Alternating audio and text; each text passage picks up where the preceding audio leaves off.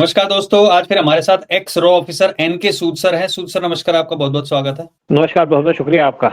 सूद sir, Bangladesh ने अब पूरा हमला करने का प्लान बना लिया है। बख्तियार ड्रोन जो काफी खतरनाक माने जाते हैं वो बॉर्डर पर तैनात कर दिए हैं। जैसा हमने पिछले वीडियो में ही बात किया था, 100 के लगभग लोग भारत में प्रवेश भी कर चुके हैं जो पाकिस्तान बांग्लादेश से संबंधित आतंकवादी हैं। तो क्या ये बड़ी प्लानिंग तैयार की जा रही है और क्या बांग्लादेश अब बंगाल को काटकर जो पहले प्लान था वो बांग्लादेश में मिल जाएगा? क्या होने वाला है सूद सर? क्या बहुत छोटी सोच है बांग्लादेशियों की। कपड़े पहनने को नहीं है, रोटी खाने को नहीं है, भुट्टे भुनाने के लिए इनके पास आग नहीं है, इंडिया पे अटैक करने की सोच रहे हैं। इनकी आर्मी के लोगों ने एक रैली निकाली थी जिसके अंदर का हम असम भी ले लेंगे, बंगाल भी ले लेंगे। खैर चलो, लेकिन इनको शायद याद नहीं है कि पाकिस्तान को इंडिया ने जब वार किया था 1971 में, तो पाकिस्तान को 13 दिन के अंदर खत्म कर दिया था। बांग्लादेश क्रिएट किया था। उस टाइम पाकिस्तान के साथ पूरा गल्फ था, जिन्होंने पाकिस्तान को 400 टैंक्स दिए थे। यूएस पाकिस्तान के साथ था, यूएस ने पाकिस्तान को पैट्रियट टैंक दिए हुए थे, फ्रांस ने पाकिस्तान को मिराज प्लेन दिए हुए थे, और पाकिस्तान को जितना भी यूरोप था उन्होंने पूरी हेल्प करी थी पाकिस्तान को। और इंडिया सिर्फ अकेला था, इंडिया के साथ था रशिया। और जब वार स्टार्ट हुआ उससे पहले इंडिया को पता था कि पाकिस्तान इंडिया को अटैक करेगा दिसंबर 2 1971 को, और इंडिया ने अपने जितने भी प्लेन थे वो पीछे ले लिए। जितने भी हमारे बॉर्डर के ऊपर जो डिप्लॉयड थे वार के प्लेन्स, वो पीछे ले गए थे, यानी कि साउथ में ले गए थे। और इंडिया ने पाकिस्तान को अटैक करने की परमिशन दे दी कि आप अटैक करो। 3 दिसंबर को पाकिस्तान ने इंडिया के ऊपर अटैक कर दिया। हमारी जितनी भी फॉरवर्ड बेसिस थी वहां पे उनके प्लेन्स आकर के डिस्ट्रॉय करके चले गए। लेकिन इंडिया के प्लेन पहले पीछे जा चुके थे, यानी कि हमने अच्छी प्लानिंग कर रखी थी, और सिर्फ वो हैंगर को तोड़ के चले गए। फिर इंडिया ने जब काउंटर अटैक किया तो पाकिस्तान को डिस्ट्रॉय कर दिया, और पाकिस्तान के साथ जो वार हुआ हम 13 दिन में जीत गए। जबकि पाकिस्तान के साथ तो पूरा वर्ल्ड था, यूएस था, गल्फ था, यूरोप था, और इंडिया के साथ सिर्फ रशिया खड़ा था। लेटेस्ट टेक्नोलॉजी थी पाकिस्तान के पास, और तब हमने उनकी मदद के बावजूद, किसी की मदद के बावजूद, पाकिस्तान को 13 दिन के लिए हरा दिया और पाकिस्तान के 2 टुकड़े कर दिए, बांग्लादेश क्रिएट किया। इंडिया की इतनी पावर थी। अगर आज, लेकिन कुछ लोग ये भी कहते थे इंडिया ने पाकिस्तान पे अटैक क्यों नहीं किया जब इंडिया को पता था? क्योंकि इंडिया कभी ऑफेंसिव एक्शन नहीं लेता। इंडिया वेट करता कि दूसरा एक्शन ले तो हम उसको जवाब दे देंगे। और इसी तरीके से बांग्लादेश अगर कोशिश करेगा, अपनी गलती करेगा, तो इंडिया उसको ऐसा जवाब देगा कि बांग्लादेश का सत्यानाश कर दिया जाएगा, हिंदू देश उससे से अलग कर दिया जाएगा। लेकिन बात यहाँ पे आती है कि क्या बांग्लादेश अटैक करने की सोच रहा है? अगर सोच रहा है तो बांग्लादेश अटैक करे, देख ले, मजा देखे। अब बांग्लादेश के पास तो आप सोचिए कि 12 उन्होंने टर्की से जनवरी 2024 के अंदर टर्की से 12 ड्रोन लिए थे, बख्तियार TB2 ड्रोन लिए थे, और ये ड्रोन, उनमें से 6 ड्रोन एक्टिव हैं, बाकी 6 ड्रोन अभी तक ऑपरेशनलाइज हुए, और उन्होंने अपने बॉर्डर पे लगा दिए, इंडिया के सामने, इंडिया के बॉर्डर पे, जो इंडिया का बॉर्डर लगता है आसाम से। इंडिया ने भी काउंटर मेजर्स ले लिए, क्योंकि उनको लगा कि इसी ड्रोन से अर्मेनिया को अजरबैजान हरा सका। क्योंकि जब अर्मेनिया अजरबैजान का वार हुआ था 2020 में, तो जिसको कराबाख वार कहते हैं, तो उस टाइम पे अर्मेनिया इसी ड्रोन की वजह से हार गया, क्योंकि इसको मारने के लिए उनके पास ना तो ड्रोन थे ना एंटी ड्रोन सिस्टम था। उन्होंने इनको मिसाइलों से मारने की कोशिश की। लेकिन ये जो ड्रोन्स हैं, ये इसकी जो कॉस्ट आती है शायद कुछ लाख रुपए की होगी, लेकिन जो एक मिसाइल जिससे इसको मारा जाता है उसकी 10,000 ज्यादा से 10,000 करोड़ से ज्यादा की कॉस्ट होगी, और इसलिए अर्मेनिया को लॉस भी हुआ। अर्मेनिया के पास इतने मिसाइल्स भी नहीं थी। लेकिन इंडिया पूरा तैयार है। इन्होंने 6 ड्रोन लगाए हैं हमारे बॉर्डर के पास। इंडिया ने जो इजरायली हेरोइन ड्रोन है वो लगा दिए, और वो ड्रोन लगा दिए हमने 24 पूरे बॉर्डर पे, अलोंग पाकिस्तान, अलोंग बांग्लादेश। और साथ में इंडिया अपने बॉर्डर को स्ट्रेंथन कर रहा है। इंडिया सिर्फ वेट कर रहा है कि बांग्लादेश गलती करे, और अगर बांग्लादेश गलती करेगा तो उसको भून दिया जाएगा। बांग्लादेश के साथ अगर इंडिया का वार होता है, या अगर पाकिस्तान के साथ इंडिया का वार होता है, तो 6 दिन के अंदर पाकिस्तान को बर्बाद करके खत्म कर दिया जाएगा, और पूरी आर्मी पाकिस्तान पे कंट्रोल कर लेगी। पाकिस्तान भी जानता है। और अगर बांग्लादेश ने इंडिया से लड़ाई की तो बांग्लादेश को 1 दिन के अंदर खत्म कर दिया जाएगा, और इसमें से हिंदू देश को अलग कर दिया जाएगा। इंडिया सिर्फ ये वेट कर रहा है कि बांग्लादेश पहल करे और हम उसको जवाब दें। अब दूसरी बात आती है कि हमारे बॉर्डर पे BSF पूरी तैयार है। हमने एंटी ड्रोन सिस्टम लगा दिए। अभी अमित शाह ने कहा कि पूरे इंडिया के जो बॉर्डर है, रिसेंटली एक बार कोशिश भी की गई ना बांग्लादेश के द्वारा कि वहां पे जो हमारे BSF के जो जवान हैं उनके साथ भी ऐसी कोशिश की गई, क्योंकि पहले भी इन्होंने 20 लोगों को मार दिया था। तो वो क्या हुआ है अभी, और उसका कैसे तैयारी कर रही है भारतीय सेना? देखिए ऐसा है, ये जो इंसिडेंट थी ये थी 2001 की, जब अटल बिहारी वाजपेयी की गवर्नमेंट थी, और अटल बिहारी के वाजपेयी के जो एडवाइजर थे सारे के सारे सोनिया गांधी के लॉयल थे। और तब हमारे बॉर्डर के फोर्स के BSF के 20 लोगों को मार दिया था बांग्लादेश बॉर्डर फोर्स ने। अभी रिसेंटली कुछ दिन पहले की बात है कि बांग्लादेश के बॉर्डर फोर्स के लोग इंडिया के एरिया में घुस गए, असम में, जहां पे एक मंदिर की रेनोवेशन की जा रही थी। वो मंदिर इंडिया के एरिया में अंदर बिलोंग करता था, और इन्होंने कहा कि इसका काम रोक दो, क्योंकि जो बांग्लादेश के अंदर मुस्लिम है भड़क जाएंगे और उनके सेंटीमेंट हर्ट होते हैं। तो BSF वहां पे सामने आ गई, और इनको उन्होंने इनकी पैंटें उतार के इनको वापस अपने बांग्लादेश के बॉर्डर के अंदर डाल दिया। लिटरली इनके पैंटे उतारी थी। जैसे इन्होंने पाकिस्तान की पैंटे उतारी थी उनके 93,000 सोल्जर्स की, उसी तरीके से इनकी पैंटे उतारी और वापस भेज दिया और कहा अगर तुम पैंट ऊपर करोगे बॉर्डर क्रॉस करने से पहले तो पीछे से गोली मार देंगे। तो सारे के सारे बांग्लादेशी भाग गए। देखो देखा जाए तो बांग्लादेशी जो है ना, स्पेशली मुस्लिम, बहुत कमजोर हैं, बहुत वीक आदमी है। सिर्फ इनकी भीड़ इकट्ठी हो जाती है तो किसी पे अटैक करते हैं, लड़कियों पे अटैक करते हैं। जब पाकिस्तान के लोग इनकी लड़कियों का रेप कर रहे थे 1971 में, मार्च से लेकर दिसंबर 1971 तक, तब तो कोई नहीं बोला। तब तो कहते कि ले जाओ हमारी लड़कियां। आप अपने घरों में छुप गए, लड़कियों को बाहर छोड़ के चले गए। और आज इंडिया को आंख दिखाते हैं, जिससे खाना लेते हैं, जिससे आलू लेते हैं, जिससे प्याज लेते हैं, जिससे सारी चीजें लेते हैं, उसको आंख दिखा रहे हैं। अगर बांग्लादेश ने ऐसी हरकत कर दी तो बांग्लादेश बर्बाद हो जाएगा, बांग्लादेश को कुछ नहीं बचेगा। और इंडिया यही वेट कर रहा है कि पहले अगर बांग्लादेश अटैक करे तो हमारे लिए भला भी होगा। हमने तैयारी पूरी कर ली है, जैसे बॉर्डर पे हमने एंटी बांग्लादेश ड्रोन के सिस्टम साथ लगा। तो अमेरिका है ना, आप कह रहे थे कि डीप स्टेट का काम है बांग्लादेश के पीछे, तो इतना आसान भी तो नहीं होगा ना भारत के लिए। देखिए ऐसा है कि डीप स्टेट जो है ना, वो गवर्नमेंट विद इन गवर्नमेंट है बांग्लादेश की, लेकिन अब वहां पे गवर्नमेंट नहीं रही। बांग्लादेश के अंदर जो जो बाइडेन की गवर्नमेंट है, यूएस के अंदर जो जो बाइडेन की गवर्नमेंट है, जिसके ऊपर डीप स्टेट कंट्रोल करती थी, वो इलेक्शन हार चुकी है और वहां पे ट्रंप का रूल आ गया है। आज नहीं तो कल ट्रंप जनवरी 2020 20 जनवरी 2020-25 को शपथ लेने वाले हैं। और इसके साथ साथ ट्रंप ने पूरी परमिशन दे दी है इंडिया को कि अगर बांग्लादेश आप पे अटैक करे तो खत्म कर दो। इंडिया सिर्फ टाइम पास कर रहा है, मतलब जैसे ही ट्रंप आएगा तो इंडिया एक्टिव हो जाएगा।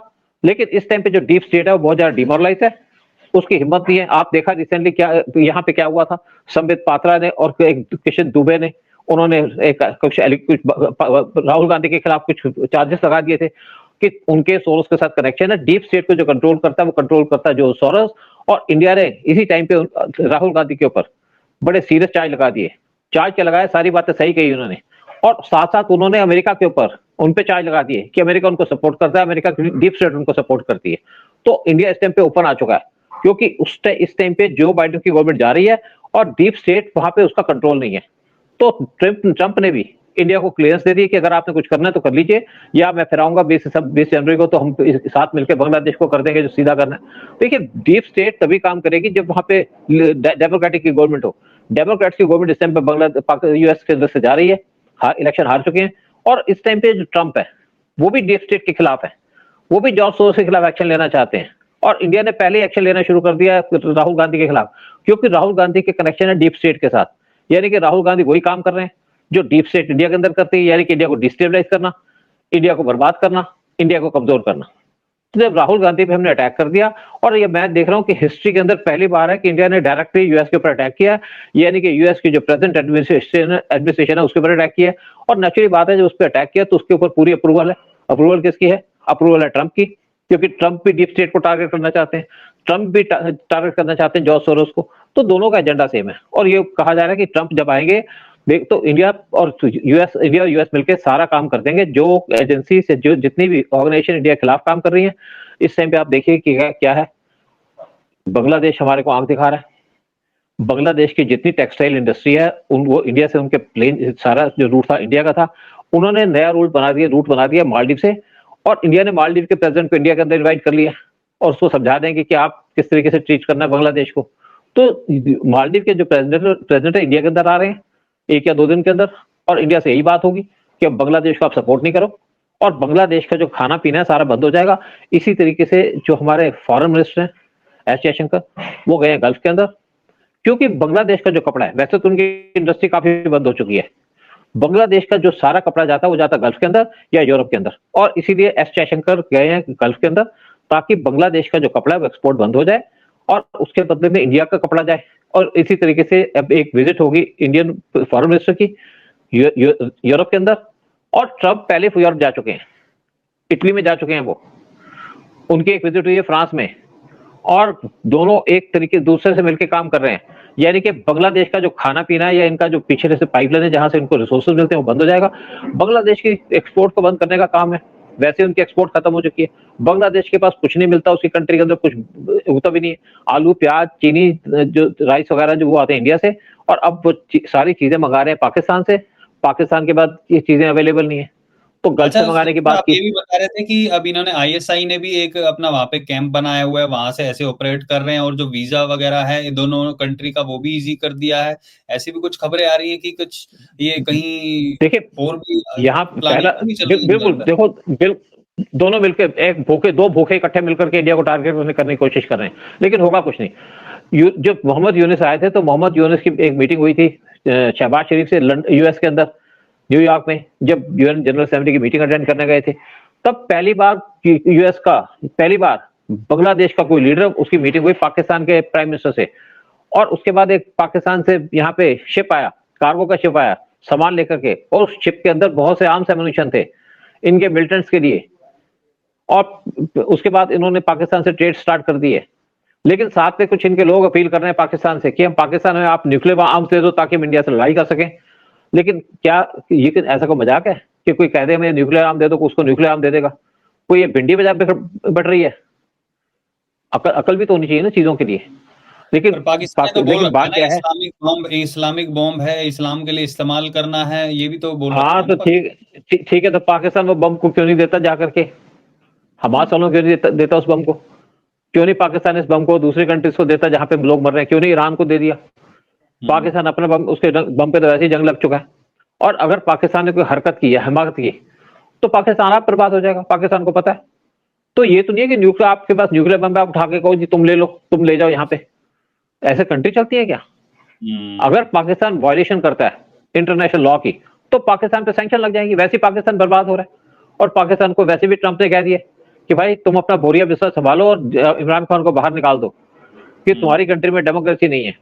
और इस हम्म, तरीके से ट्रंप वेट कर रहे हैं कि जैसे ही पावर में आएंगे, जो पहला एक्शन होगा वो होगा बांग्लादेश के ऊपर। और इंडिया को हम्म, उन्होंने कह दिया कि आपने जो करना बांग्लादेश के अंदर कर लो, हम तुम्हारे साथ हैं। क्योंकि पहले देखिए, जब 1971 का वार था तो उस टाइम पे दो वर्ल्ड की पावर थी, या दो सुपर पावर थी, एक था यूएस, एक था रशिया। आज हम्म, वर्ल्ड के अंदर एक सुपर पावर है, वो है यूएस। हम्म, तो इंडिया को तो रशिया की तो वैसे ही सपोर्ट है। जिसको यूएस सपोर्ट करेगा वही वही बड़ा बनेगा, वही पावरफुल होगा। तो ट्रंप तो हम्म, वैसे भी कहते हैं कि मोदी मेरा यार है। वैसे भी उन्होंने कहा कि जब मैं पावर में आऊंगा तो आप सोचिए कि इंडियन या एक हिंदू व्हाइट हाउस के अंदर बैठा है। हम्म, बहुत बड़ी बात की उन्होंने। और बांग्लादेश को पता है इस चीज का। लेकिन मोहम्मद यूनिस की एक तो हवा निकली हुई है, हम्म। क्योंकि उन्होंने बहुत ज्यादा हिंदू को तंग कर दिया बांग्लादेश के अंदर। लेकिन मतलब अब ये अब जो ड्रोन क्या लगा बात करके उन्होंने बड़ी भारी गलती कर दी है। अगर बांग्लादेश एक भी गोली चला दे इंडिया के ऊपर, वैसे भी इंडिया के जो बीएसएफ है उसको ऑर्डर दे दिया गया है? कि कोई भी हम्म, इन्फिल्ट्रेट करता है हमारे एरिया के अंदर तो उसको गोली मार दो, शूट एट साइट के हम्म, ऑर्डर दे दिए गए। साथ में इंडिया दूसरी तरफ और भी काम कर रहा है। जैसे हमने पूरी फेंसिंग की थी जब पीएम मोदी आए थे, जब 2015 में बांग्लादेश के अंदर गए थे, उसके बाद पूरी फेंसिंग कर दी गई थी। लेकिन फिर भी हम्म, उसके बाद देखा बहुत से लूपहोल्स हैं। तो जो बीएसएफ है उन्होंने कुछ एरिया के अंदर जहां पे फेंसिंग नहीं हो सकती वहां पे मक्खी के छत्ते लगा दिए थे, कुछ हम्म, 45 किलोमीटर एरिया के अंदर। लेकिन फिर उसके बाद बीएसएफ ने एक और काम किया। यहाँ पे 200 जगह के ऊपर बीएसएफ के कैंप लगा दिए बॉर्डर के क्लोज, हम्म, जहां पे 15 से 20 बीएसएफ के सोल्जर को बिठा दिया। उनके पास पूरी वहां पे उनके पास इंटरनेट भी था, उनके पास वहां पे तोपे भी दी थी गई, उनको मशीन गन भी दी गई थी, साथ में उनको सैटेलाइट फोन दे दिए गए थे ताकि वो रेगुलर हम्म, कम्युनिकेट कर सके और देखे कौन पास कर रहा है। लेकिन अब इंडिया ने एक और एक्शन ले लिया। उन्होंने कहा यहाँ पे 600 जगह के ऊपर पॉइंट चूज कर लिए गए जहां से लोग इन्फिल्ट्रेट कर रहे हैं, और उनको सैंक्शन हम्म, करने का काम होगा ताकि बांग्लादेश के अंदर से कोई भी इंडिया के अंदर ना आ पाए। बहुत सा पैसा खर्चा जा रहा है इस चीज के ऊपर। फिर बीएसएफ ने क्या किया है कि वो कुछ एरिया के अंदर वो जीरो जगह पे आ गए। देखिए बीएसएफ क्या होती है, बॉर्डर के पास ही खड़ी होती है, बॉर्डर से हम्म, काफी पीछे होती है। लेकिन कुछ एरिया ऐसे हैं जो सेंसिटिव एरिया, वहां पे बीएसएफ जीरो जगह पे आ गई, यानी कि पूरे बॉर्डर के क्लोज आ गई है। हम्म, और बीएसएफ ने पूरे तरीके से पूरा वार्न कर दिया पाकिस्तान के, बांग्लादेश की जो बॉर्डर गार्ड्स हैं, कि कोई हम्म, हिमाकत ना करना, कोई गलती ना कर लेना हमारे ऊपर गोली चला करके। अगर बांग्लादेश की हम्म। तरफ से गोली चलेगी तो सारे के सारे बांग्लादेशियों को भून दिया जाएगा। अब वैसे तो भी इंडिया ने इंतजार ही अपनी कर रहा पूरी है। तैयारी कर ली। हाँ, इंडिया सिर्फ हम्म, वेट कर रहा है कि पहली पहल करे बांग्लादेश, ताकि कोई इंडिया को ये ना कहे कि आपने पहल करके बांग्लादेश के ऊपर अटैक कर दिया। अगर हम्म, बांग्लादेश ने अपने ड्रोन यूज कर लिए, वैसे देखा हम्म, जाए जो बख्तियार ड्रोन है इनकी रेंज है 300 किलोमीटर की। ये 24 हम्म, घंटे तक एयर में रह सकते हैं। ये अपने साथ ले जा सकते हैं 4 मिसाइल्स। और हम्म, इंडिया ने अभी 31 MQ-9 भी ड्रोन लिए हैं, वो लिए हैं इन्होंने हम्म, यूएस से। हम्म, उनका उनकी जो रेंज है, उनका जो वेट है और इनका जो वेट है जो अपने साथ ले जा सकते हैं, ये सिर्फ 150 किलोमीटर का, 150 किलोग्राम का वेट ले जा सकते हैं, एमुनिशन ले जा सकते हैं। और जो MQ-9 भी रैपिड ड्रोन है, वो इससे 8 गुना ज्यादा वेट ले जा सकते हैं। जो इंडिया को बहुत जल्दी मिलने वाले हैं। इंडिया के पास इजराइल के हेरोइन ड्रोन्स हैं, इंडिया के पास ड्रोन्स है जो टाटा बनाता है, एल&टी ड्रोन बनाया, एल&टी ने ड्रोन बनाया इंडिया के लिए, इंडिया के पास वो ड्रोन्स भी हैं। इंडिया के पास इजराइल के ड्रोन्स भी हैं, इंडिया के पास जो अडानी के ग्रुप है वो ड्रोन बनाता है वो भी इंडिया के पास है।